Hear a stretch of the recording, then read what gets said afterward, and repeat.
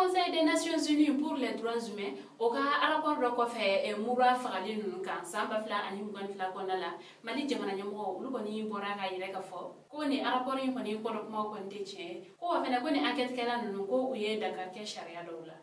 kibara musalama ulu ko ni ayire ka fo mekalo kletan fla Nations Unies ale ko ni bolo fara do be non ule sagasel do ko ni dele ni ulu ko ni jabi bora ka ke ni mekalo kletan fla ka wala do na ka fo ko kabini marsi kalo la samba fla ale ni mugan fla ko nala fali balo ko ni kela mura o ya soro ni wati ko falena mali fintikila ka ulu ko ni ayire ka fo ko uye e jatike wala tabalo ko ni fagani yoro ko falena nayino ngani kalo labanna Nations Unies ale ko ni mission do ko ni lawli ni o ko nana sagaselu ko ni ke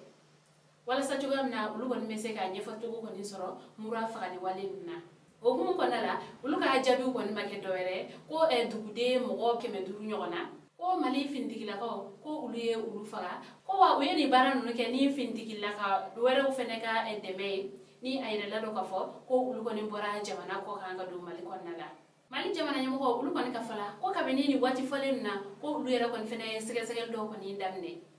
koga ulu kon be fe ni sege sege gela nu uga baro kon ke uferema ko wa fene uma ko kon be sege sege nyam tani fe fene la ni ulu be seka ke analyse wu fuka ta se fe wero ma ko uga seka ulu bela jele kon ke atumala wala sa jabi jele o kon be seka boka di bela jele ma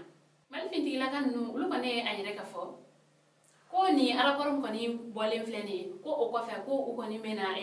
ko commission ko ni sigilendo ni enquête ko kuna ko ubena ulu nomne ko sabla o ka baraw ko nala ko uye tasira do ko ni yire ni ayre la ka fo ko ulu kon te sharia ko nala sabla o kon mu ya moralité ko ke mali jamana ko nala ni uni mali jamana nyamo ulu ko ni ka benkante ko kila la fene ka yire ka fo ko ni baram ko ni flene ko o ko ni ada kene ka fo ko franci ko o ko ni meka mali ko ni suru bele ko fuka ta se kelere ko ni fene ko nama ko uga baram nun tablo do ko ni ayre ka fo ko uye image satellitaire do ko nda ni o era ko ni fene be Dakar ke malde ulu ko ni ka la kanala mali finti la ka ulu ko ni ayre ka fo ko na soro ni mission mo gonu u ko ngel meka ni baram ke ko kabini ake kuma ko u ko be son ko fo ko wa fene ko ni waliam ko ni flene ko o bena ulu ko ni ka kuma son jila ko sabla ko kabini watija ko u ko ntara kata u ga durundo ko ni sigi mali finiti ulu ko ni ka daga yoro dawla ko ni fefe ko ni flene ko ole kama ulu ko ni ba fa ko franci jamana ko oni jatiga wale taba ko ulu ko ni be jamfala mali jugoyala ko sabla ko abe wati jambo ulu ko ni ayire ka fo ko franci jamana ko o ko ne be keleke mina ko ndi jatiga wale taba ma ale ni fene ka to ka mali findigila ko ka ulu ko ni yoro fo jatiga wale taba ko nyana wala sa chuka mna u se ka bingalge wala ta ka bi uga ko wa uga ni yara ko rin ko nala ko kuma chama ko ne be akonala mun ko ni kunde soka